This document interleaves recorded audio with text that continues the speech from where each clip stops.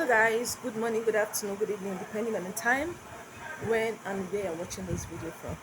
So guys, I'll be talking about things to consider when buying a blender.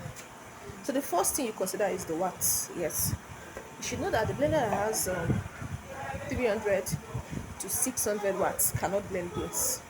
Yes, it can only blend fruits, tomato, and things that are actually very soft. Yes, so blender from 1200 upward to, let's just say, blender of 1200 watts to 25 can still blend something that is hard a little bit if it is soaked. Yes, but blender of 5500 watts to 85 watts can blend beans, nuts, anything that is very hard. So when buying a blender, you need to consider the watts of the blender. Then the second thing you need to consider is the copper coil.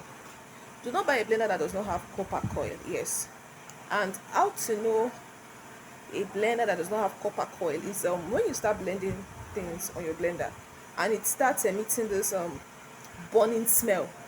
Just know that your blender does not have copper coil. Yes, and most blender make sound. Yeah, do not expect to buy a blender that will not make sound. It will surely make sound.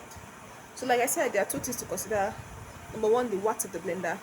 Number two, does the blender have a copper coil? Please, these are the questions you should ask your vendor or your supplier. What is the watt of the blender? Probably, oh, this is what I want to use the blender to do. So just give your um vendor proper description of what you want to do with your blender, and I'm sure your supplier or your vendor will give you the exact blender that fits your description. Like I said, your watts, consider the watts. Then if it has copper coil, please do not buy a blender that does not have copper coil. It will pack up on time. Do you understand, guys? It will pack up. So try to consider these things I have mentioned when buying a blender.